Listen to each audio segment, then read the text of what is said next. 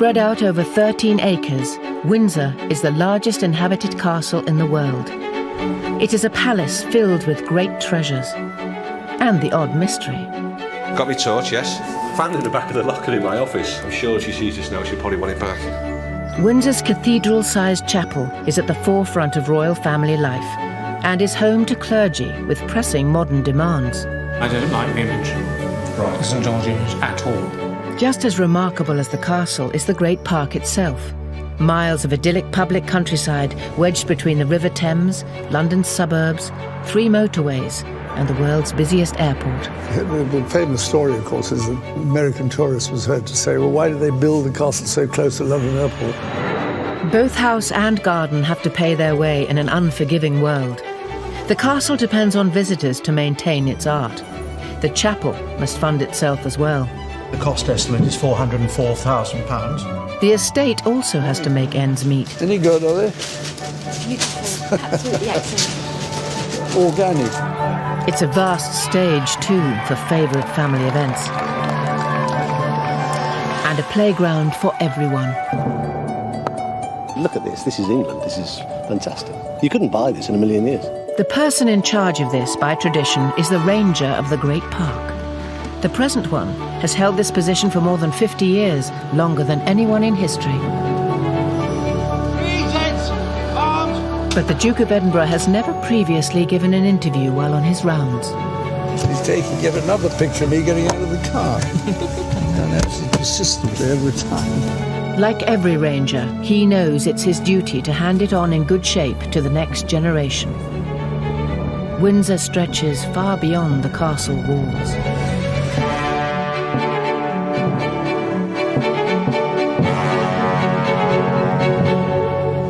Friends had some of these parakeets or budgerigars, as we thought we'd got some of those, and then I thought it'd be rather fun to have some doves floating about.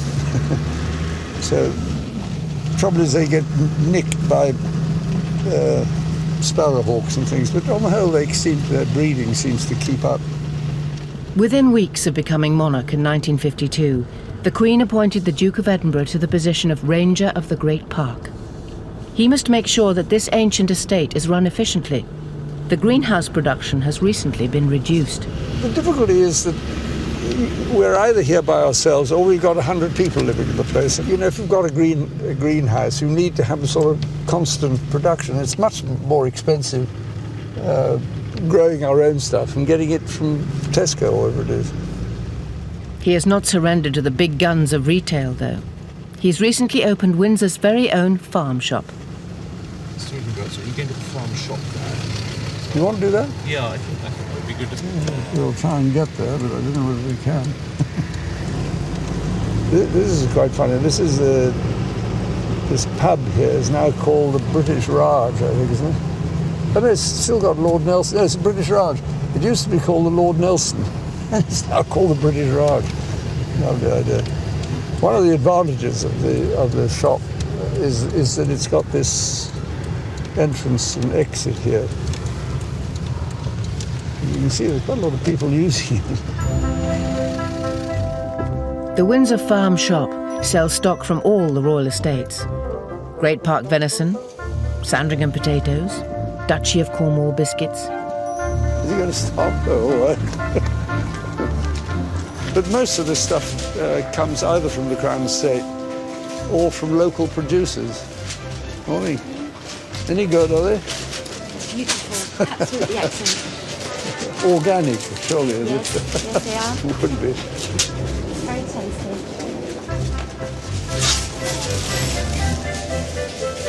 All the butchering is done in the back there, or right here in front of everybody. And the majority of this comes from off the estate, but a lot of it comes from other local producers. So I think we're going to sort of clog up the system if we stay in here much longer. Do you think? Morning. Morning. The public are about to arrive at the castle too. Castle Superintendent Major Alan Denman begins his daily patrol. Very fond of it. It's obviously over 1,000 years old. Is it 1,000 years? And you know, something's got to be taken care of. Oh, they're just coming through, right?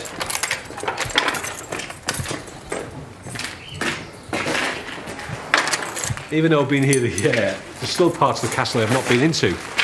And Jimmy the foreman often takes me round and often gets me lost. And I've found lift shafts I've never seen before, towers I've never seen before. So you know, you learn something about it every day. Tourism is crucial to Windsor. 1 million visitors bring in £8.5 million each year. The money supports the Royal Collection's national treasures, and the rest helps repay the castle's £4 million maintenance bill. Very good morning. Welcome to Windsor Castle. My name's Peter. My name is Penny. Welcome to Windsor Castle. Welcome to Windsor Castle. Enjoy it. It's an alluring mix, a royal home and 1,000 years of history. William the Conqueror built Windsor Castle, defeated the English in 1066 in the Battle of Hastings. Now, the Queen spends lots and lots of time here at Windsor. She's looking very royal, isn't she, in this picture? Yes, did you Have you ever met the Queen? Yes, I have met the Queen, actually. A lot of people want to know, have I met the Queen? Several children have asked if I am the Queen.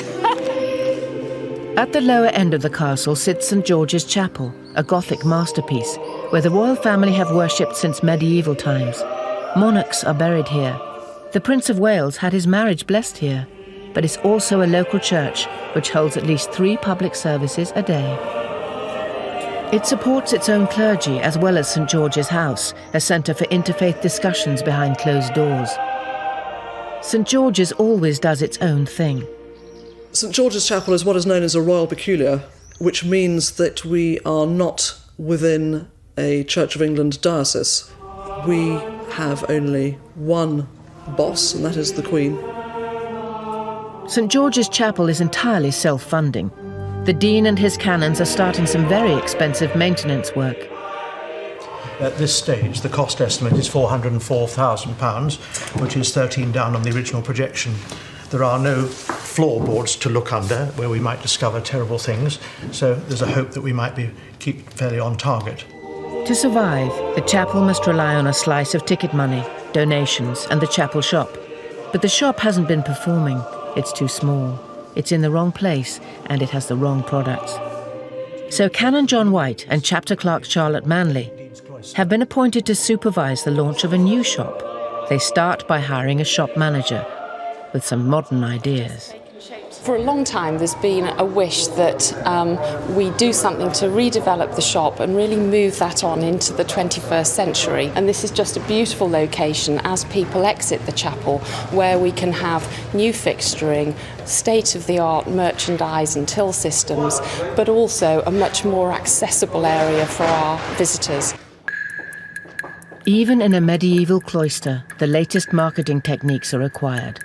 The Chapel Shop Committee have asked branding expert David Clare to design a new identity. St George's needs a logo. The title, really, of this presentation is creating a retail identity for St George's Chapel. An identity is being formed in the way that the shop is coming together physically, but we also need to develop a brand identity that works effectively, supporting the chapel and also representing the product. David thinks he has just the answer, an image of St George which is seen on the front of the altar. But will it meet the demanding standards of Canon White? The St George from the tapestry is actually a very, very beautiful tapestry. It's very nicely rendered, and it's a very, very attractive image of St George. So the principle here... Quite so much like St Joan. Right. It's quite a feminine... It is a very feminine St George. Feminine St George. And it does, and I think the more it becomes simplified, the more feminine it becomes. I mean, that's... Yeah, go on. Well, the face, I think, becomes more and more feminine on the simplified side. I think also it picks out on the features more and more as it becomes more simplified.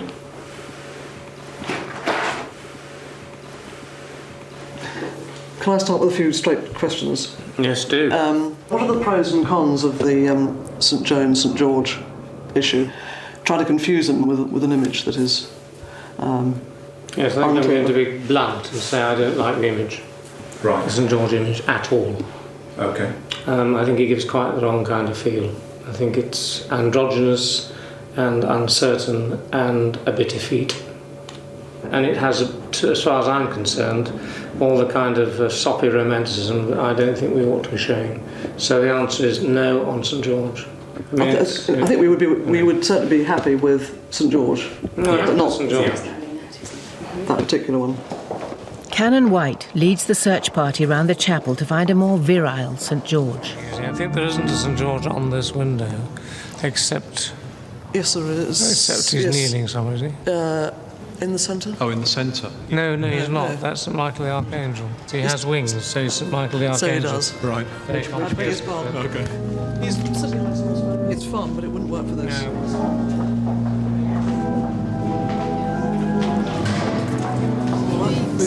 But I mean, you could actually see... No, I think it's the second complete row, yes. Right idea, wrong colour. They widen the search around the castle. At last, tucked away in the chapel archives, they all find what they've been looking for. A tougher, stronger, more masculine St George. Yeah, no, that'd be very good. I just think it's got... Yeah. The Duke is always full of ideas for the park, even if some schemes have proved a little too ambitious. That great tank there is the remains of an attempt to have a biogas plant. We thought we'd try and put all the manure in from these two farms, and then it went through a digester, and it comes out as sort of fertilizer and produces some gas as well. Unfortunately, while they were doing something to it, the digester blew up, so we had to get rid of it. It's quite difficult to get it right. He shares his love of innovation with a previous ranger, also married to a queen, Albert, Victoria's Prince Consort. This is the Prince Consort's farm and was designed by him, and is a dairy farm. We got about 200 Jersey cattle in here. And the Shaw Farm is the one further up, which is Ayrshire cattle. At Shaw Farm, Adrian Tomlinson looks after the Queen's Ayrshire herd. Something I'm very proud of doing is breeding pedigree cattle for Her Majesty the Queen, and hopefully I'm doing a good job of it. I'd been here probably about 6 months before I first met the Queen. I was taking the cows back to the field after I'd milked them, and the Queen pulled up in a car and sort of said hello and etc. And I was very aware that I should have perhaps changed my overalls that morning and hadn't done, and what a state I was in. Adrian's arch rival is Andrew Buckland. He runs the other royal herd, the prize-winning Jerseys at Prince Consort's farm. Her name is Good News. She was a supreme champion at the Royal Forest Show last year, and we're taking her again this year. It's a fairly fitting name, we think. We hope. Might be bad news after tomorrow. I think she's as good as she was last year. I mean, Adrian's got some very good cows I've seen up there, but I would hope that she does well, hopefully as well as last year. Andrew is the reigning champion in these parts. But as Windsor's big agricultural show approaches, Adrian and his Ayrshires are determined to steal the crown off the Jerseys. He wants his cows to be the Queen's top herd. The Windsor Castle labyrinth extends far below the surface. Castle Superintendent Major Alan Denman is still finding his way around. We're going to the Fender Smiths. I do like to get around the castle and have a look at various parts of the castle. And there's a tunnel underneath the Fender Smiths room. So we're going to have a quick look down there. I've had a look around the boiler room. And even though I've been here just over a year, there's probably about 25% of the rooms and places I haven't been into. So I do like to have a little wander now and again. Got my torch, yes. I found it in the back of the locker in my office. And you can see it's got Her Majesty the Queen on. But I'm sure if she sees this now, she'll probably want it back. Right, here we are in the hub. The operations room, the Fender Smiths. Tell us about this sign on your door here. I think it was one of the policemen having a bit of a laugh on his computer. It's a laugh, isn't it? Yeah. I don't wear such a big nappy as the boy there, but yeah, it's all right. Yeah. Right, let's have a look at this tunnel.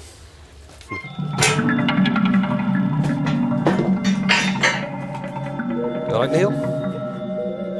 We're not quite sure what this tunnel was used for, but we believe it might have been used for an air raid shelter in the Second World War.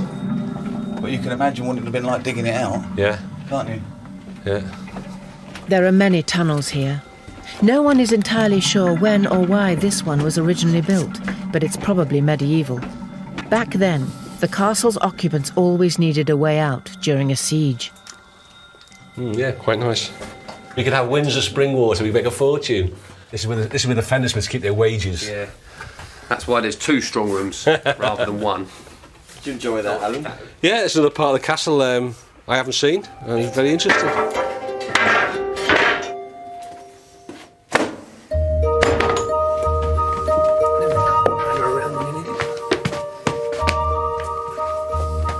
There we are. And you wouldn't know anybody's been down there apart from the 4,000 footprints that are on our carpet now. For now, it's business as usual for Gary and Neil, the castle Fender Smiths. The fender is a piece basically in front of the fireplace, and it protects any sort of rugs, carpets from coal or spitting embers that sometimes fly out of the fire. There are probably 300 or 400 fireplaces in Windsor Castle, but on a regular basis we're only looking for the ones that the royal family themselves use. This weighs probably about 8 stone in old money.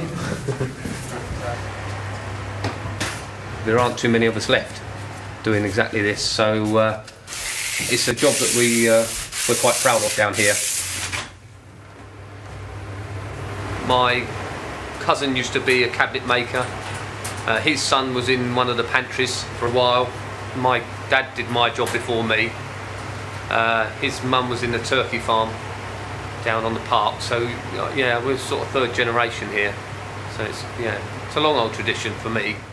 Once the royal family are in residence, it's always time for the Fender Smiths to smarten up. 9 times out of 10 we try to get in and out without seeing anybody, but there are times when you do bump into guests and members of the royal family, so hence the livery goes on. Gary was in charge of lighting fires at the time of the 1992 fire, but he has a clear conscience.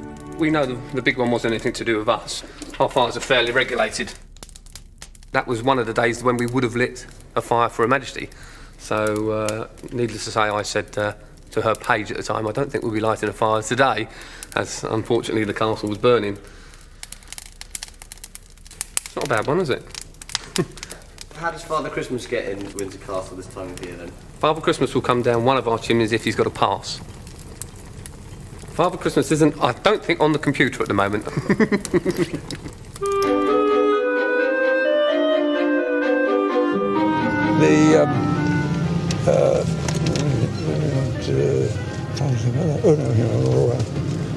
The Ranger arrives at an old airfield in a far corner of Windsor Great Park. This was a base during the Second World War, and later on, the Duke had flying lessons here. After the planes left, he came up with another of his plans. Thought it might be an idea to start a polo club here somewhere, and we hit on this place.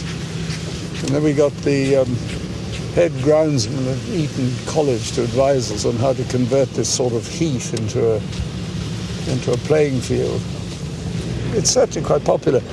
But now the standards are so phenomenal, they're even suggesting that this isn't flat enough. I'm not quite sure what they mean by it. In his day, the Duke was a leading polo player, and Smith's Lawn is now one of the most famous polo arenas in the world. And when there's a polo tournament going on here, and there's a Windsor Park Equestrian Club going on here on one weekend, there's probably 1,000 horses on Smith's Lawn. Ladies and gentlemen, good morning. Today, the Ranger's grandson is keeping up the family tradition. Welcome to the marvellous polo match we have here for you this morning. They're already pouring onto Smith's Lawn for the greatest event in the British polo calendar, Cartier International Day. And Prince Harry is the star attraction in the opening game. Ladies and gentlemen, we're just a few minutes away from our first match once again, supported by France. In the absence of his father, he's leading the Prince of Wales's team against the Hurlingham club. With the Prince of Wales team on the near side playing in red.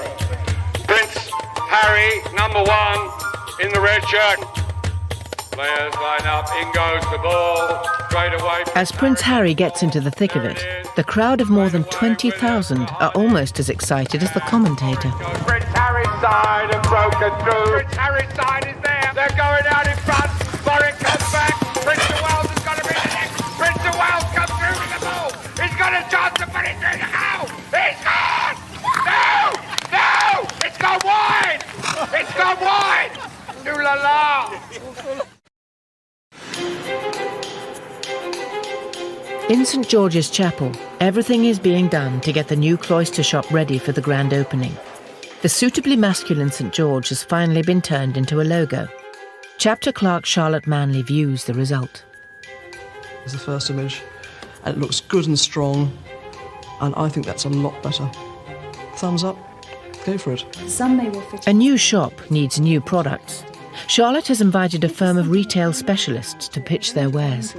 Well, we're here to talk about product. So we've gone through the very exciting bit, talking about the plans of the shop, and really now here is where we can bring it to life for you. Gosh, where do we start? There is some fabulous, fabulous product out there. We know people like buses, they like soldiers. We also have, a fabulous pewter range.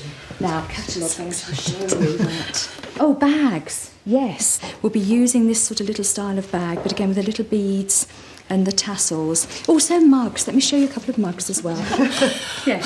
Oh, ties as well. Really nice ties. We did talk about having some unusual product, and I get excited about unusual product. Well, we've got to have St George here. Oh, yes, There's no doubt about that exactly. at all. Stand and saw that and thought, Charlotte has been doing her homework. in the right direction. I agree that those are lovely, but I've also the globes and things I seem to have seen in quite a lot of other places. Or is that just sheer chance? I've Maybe. seen Where one, have you seen one them? shop in Dartmouth and Devon, one in Stockbridge in Hampshire. You are the experts in this area rather than me, and you're just floating ideas. I realise that, but it is beginning to appear other places. But that's my only cautious remark about it. Not the product itself. It's just that it's. Okay, well, we'll bear that in mind. And I think, I'm not quite sure what to say to that, actually.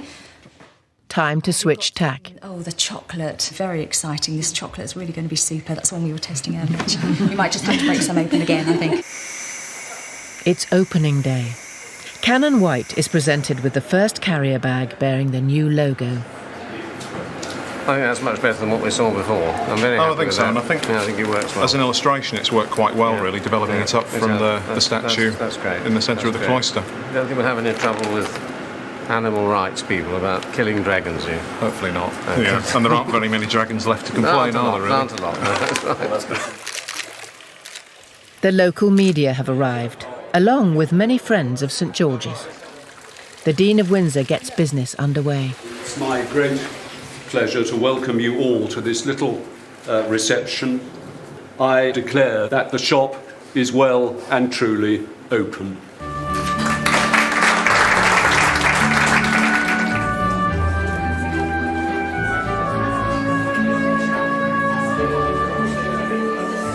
It's always a problem having a shop in a church. People have got quite strong ideas, and because of Christ driving the money changers and the sellers of doves out of the temple precincts, people have always got that at the back of their mind. But economic realities can't be ignored. Well, the money that we get from the shop is key. This place doesn't run on no money at all. It takes a lot of cash to fund the choir, to fund the buildings themselves, to pay salaries. And the funds that we get from the shop are very, very important to that whole game plan. Delighted. Really first class, absolute top standard shop. I think if Lord Sainsbury says that we've got a decent shop, it must be a decent shop. And your receipt. In the first month alone, takings at the new shop were up by nearly 70% on the old. Another victory for St George.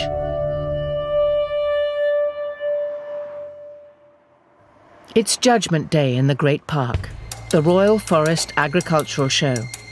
Rival royal dairy farmers, Adrian Tomlinson, and Andrew Buckland are about to go head-to-head with their cows.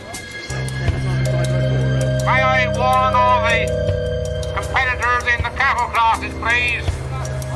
Judging will commence in about 15 minutes' time. Adrian prepares his Ayrshires for what will be a tense beauty parade. The judge is a hugely respected man, a man that I've got a lot of time for, like a well-known figure nationally. But he's a Jersey man, you know, he's had a Jersey herd all his life, he likes the jerseys, but he's first-class chap and a first-class judge, so hopefully the best cow will be coming first, you know. There's not a lot that dairy legend Donald Dawes doesn't know about cows. Will he select one of the queens? And if so, which one? He's not a man to be rushed. Mr. Dawes is judging the representatives of the Royal Farms in hosting this show once again at Windsor Great Park, a marvellous setting for a show. All the preparations have come down to this one moment. Andrew and Adrian can only stand and hope that their cow will be the dairy queen. Dairy champion, right? Well done, Adrian. Yep. Thank you. With the dairy champion trophy to stick in his cabinet, Adrian is off to celebrate. At the heart of Windsor Great Park is the York Club. It's the social hub of the estate community. Tonight, there's an added attraction, a charity ferret race. Okay, any last bait? So are you ready? Go! Lane 2's in the lead, 4-1-1. I'm lane number 1 here. He's actually doing very well. Lane 3's going backwards, but lane 4's still heading for home. I've been around here for 15 years, but I'm the new boy compared with a lot of them up here, you know, because they've been around for 2 or 3 generations. Lane 2. Lane 2 was the winner. Adrian can't win them all. Ferrets, ponies, cows, deer. Today, it's the turn of the swans on the Thames. All the young ones must be counted in an ancient ceremony known as swan-upping. It's a great old English tradition and the sort of thing we should really try to maintain. There's always something going on in this kingdom within a kingdom. A charity match for the Lord's Taverners and their royal 12th man. To play the great English game in this setting is just brilliant. Zara Phillips represents Britain at the Windsor Horse Trials, in front of the family. They're ever so bendy. Right, look, like that, like that. School's open day at the Crown Estate headquarters. Like the castle, the grounds have a pageantry of their own. The Queen!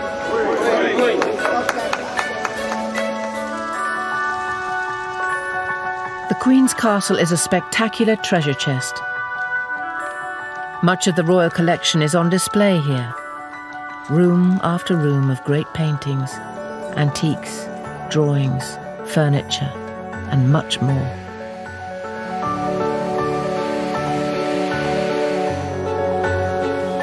Is that made of gold? Made of gold? It's silver gilt, so it's silver covered in gold. Silver covered in gold. How much would all that cost? Over $1 billion? I think it's priceless. No one can put a value on it all. There would be much, much more if Oliver Cromwell and his Republicans had not sold off most of the earlier royal treasures after the English Civil War. Even so, this is still one of the greatest collections in the world. It doesn't just need cleaning, it needs constant expert attention to preserve it for the future. And it must also be shared with other exhibitions, so something is always on the move. The collection is regarded as a national asset. The paintings which have been handed down from generation to generation are, in effect, in a sort of position of trust, and the sovereign is the person who ultimately has responsibility for their well-being, in a sense, although we obviously would do all the work, so that they're preserved for, in effect, the nation. Every painting in the royal collection comes back to Windsor when it requires work. We've got a rather large Rubens, a very, very important painting from Buckingham Palace. It's horribly covered with old varnish, old repaint. It's brown. It does need a lot of work. We would never put that painting on public show in the condition it is now. People probably don't realise how much work is behind the scenes. I mean, the ideal is that you shouldn't realise. You shouldn't look at the paintings and think, gosh, they all look as if they've been cleaned recently. They should just look good. Windsor is a merry-go-round of great art. The painting, which has just left the state apartments, is a Windsor favourite, The Chinese Convert by Kneller. Rupert must give it a full inspection before releasing it on loan to the Victoria and Albert Museum in London. The Royal Collection does get a lot of requests for paintings to be loaned to exhibitions, and if we can, we do oblige them with that, because it seems important that they are seen by the public, if not in the castle, or in an exhibition elsewhere. As one masterpiece departs, another returns. Rupert and his team are reuniting Queen Anne with her husband, King James I of England. She was the daughter of the King of Denmark. Her brother became the King of Denmark, and she married the King of England and Scotland, and then her sons were future kings. So she was a very proud, proud of her lineage. All right, Rich. 1, 2, 3. And so the merry-go-round of great works continues. Can you swing around a bit? It seemed a shame not to have his queen next to him. He's been here for a long time, hasn't he? The James I. And even though it's not an exact pair, even though they weren't meant to be necessarily seen together, they're both the same artist. They're the king and queen. The dating's appropriate. You've got the next generation here with Charles, and so it's a very appropriate picture. Ready?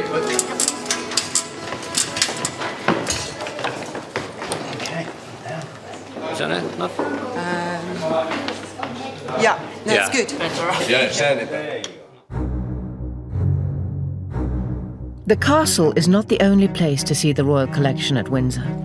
In the home park, the castle's back garden, sits an elegant 17th century mansion, once home to Queen Victoria's mother.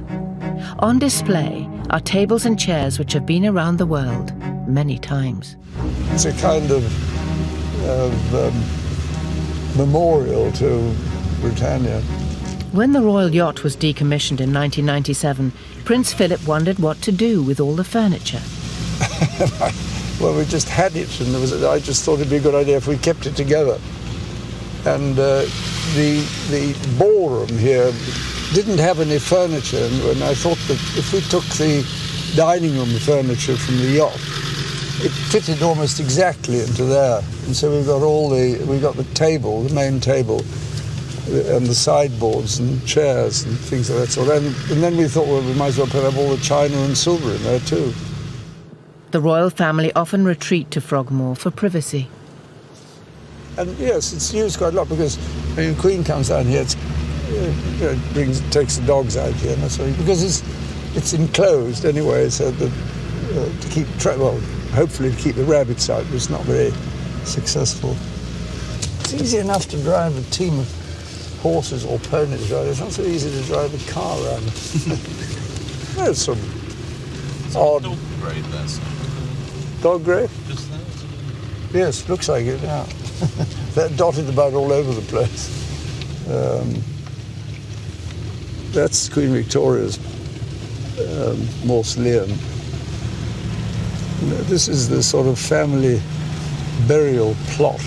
Maybe we can stop here, sir, since with what end in view? To talk about mausoleum. The mausoleum's a mausoleum. There's not much you can say about it. It's much easier to take a picture of it.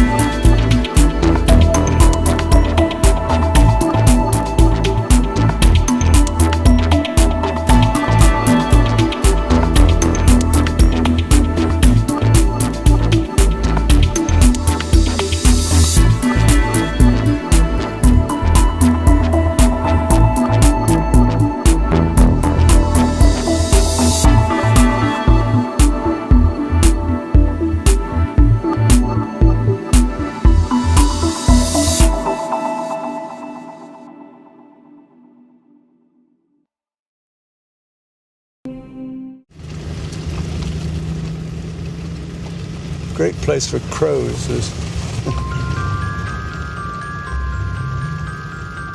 Of all the Duke's projects as Ranger, he's particularly proud of creating a new deer park at Windsor.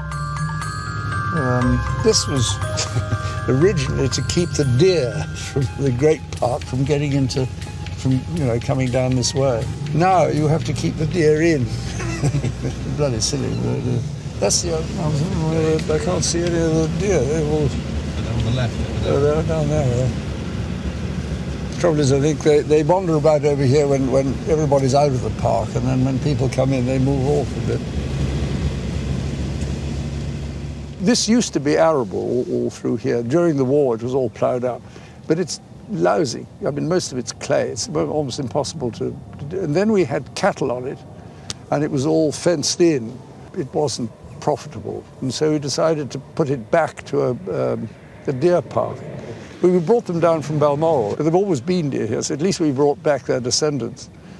So that all this is now open park, which I think is a very much better arrangement than it was before. I mean, looking at this, surely it was the right thing to bring back the deer park, because I mean, it is the most... Well, I'm glad you agree.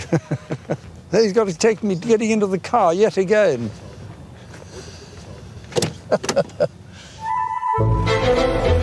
Perhaps the greatest challenge for the park during the Duke's era has been the increasing numbers who use it. I think many more people use the park now, because what's happened in the last 50 years is many more people have got motor cars. They can travel further, so that a huge number of people just can drive here.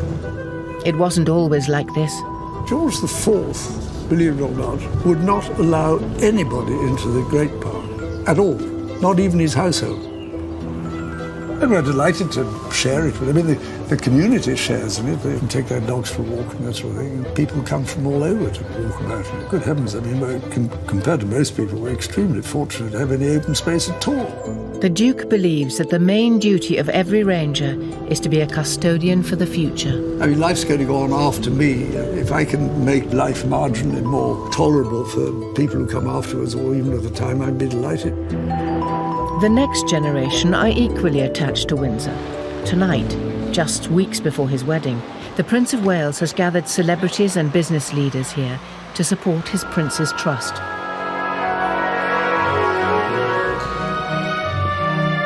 It's hard to refuse an invitation to dinner here.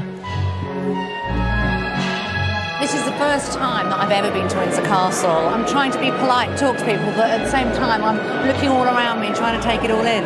It's breathtaking, awe-inspiring, slightly over the top, looking at the gold here. These guests, though, have not just come to admire the decor. They're ambassadors for a trust which has been helping disadvantaged young people for 30 years. Kenny Ross was jobless and homeless until the trust helped him build a new life. He's also a keen guitarist, and tonight he's not only having dinner at the castle, but he's made a new friend, Eric Clapton. Things like this don't happen every day, does it? No. Bizarre, I'd say bizarre. It's unreal. Kenny is not the only one who's a little dumbstruck by the occasion. It's overwhelming, isn't it? It's a bit overwhelming. I'd like to be here on my own, to be honest, so I could just walk around and have a look. Nicky Chapman has just seen the seating plan. Well, I'm actually sitting at his table. Yes, I think I'm actually sitting rather close to him, so I'm going to have to be on my best behaviour. But before anyone can tuck into their lemon-cured salmon, the host reminds them why they're here.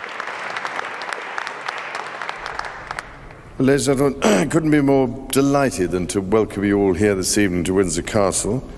Now, all I ever wanted to do when I started the Trust 3 decades ago was above all to make an investment in the future, pure and simple. This cause has been close to the Prince's heart for many years. The future Duchess of Cornwall will be attending many evenings like this in the years ahead. And believe me, there are literally thousands of young people out there who do need it.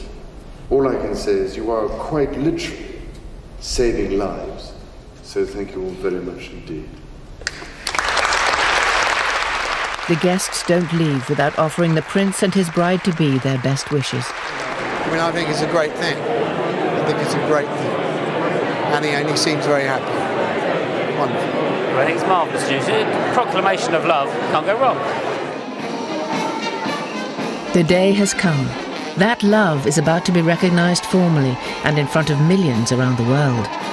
Even for Windsor, scene of so many great state occasions, this will be an historic landmark.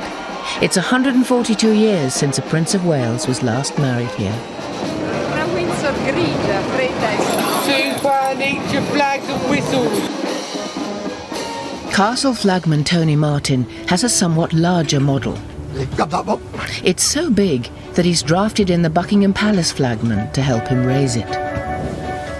Here we go. How big is this one? 38 feet by 19 feet wide.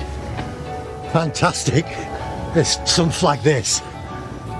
God, you see this from Heathrow. The flowers are monumental. 35,000 daffodils to honour the Prince of Wales. It would have been nice to put a few leeks in, but I think people might have said it smelt a bit. So. The guests won't need much dinner after this reception. Well, I think altogether there's about 19,500 canopies for the actual reception, which is quite a lot to do. And some 2,000 well-wishers in the lower ward need looking after too. The one thing that's not going to go wrong, there's loads of loos. Ladies, gentlemen and disabled, we've got them scattered all over the castle. At 12:25, the bride and groom make the short journey into the town for the civic ceremony. There will only be 28 guests at this event, but at St George's Chapel, 800 are arriving for the afternoon service of dedication and prayer.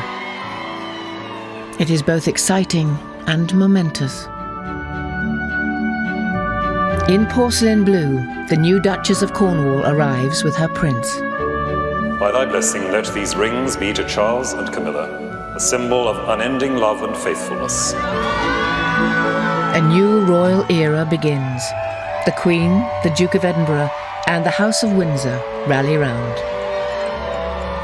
Now officially Her Royal Highness, the Duchess begins her first walkabout. Oh, David, how are you? This is the poet from Wiltshire. Lovely to see you. This is David, the poet I'm always telling you about. David Dunn. I've heard so much about you. Having sorted out the car decorations, the young princes send their father and his bride on their way.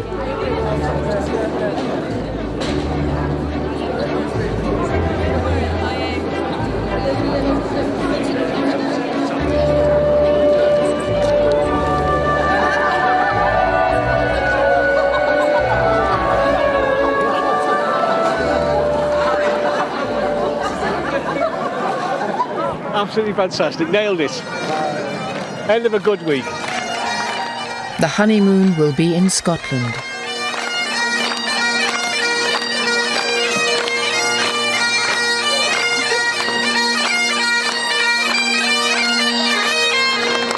God bless you, Camilla. We have celebrated the start of something very, very remarkable. Those who were here today will never forget it.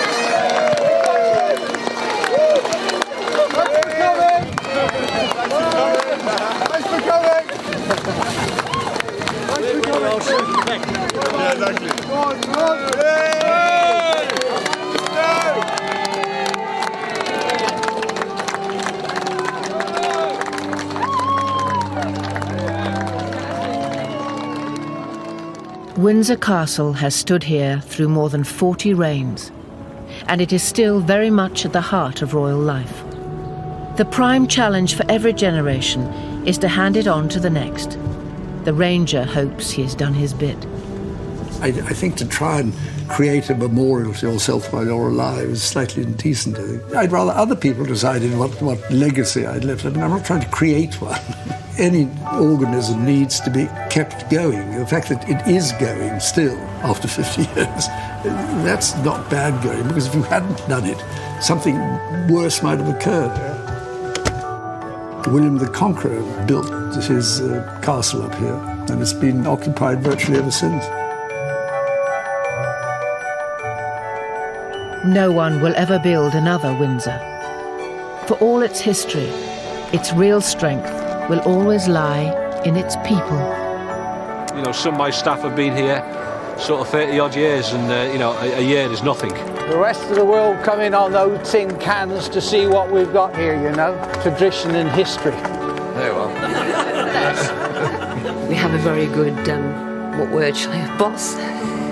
So I sit here and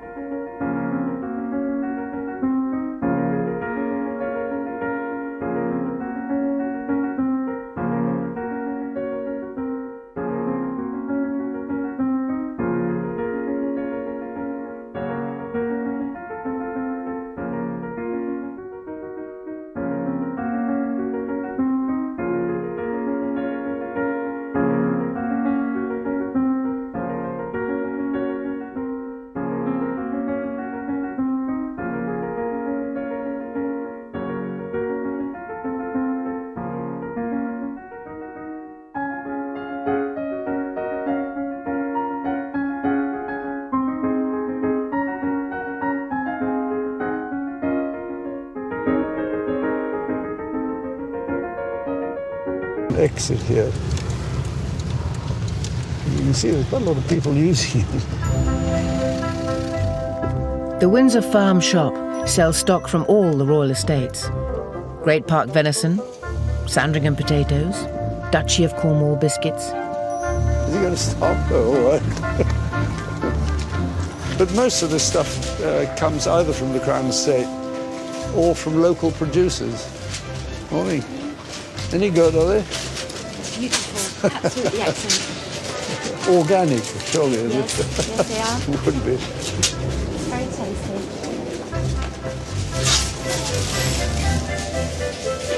All the butchering is done in the back there, or right here in front of everybody. And the majority of this comes from off the estate, but a lot of it comes from other local producers. So I think we're going to sort of clog up the system if we stay in here much longer. What do you think? Morning. Morning. The public are about to arrive at the castle too. Castle Superintendent Major Alan Denman begins his daily patrol. Very fond of it. It's obviously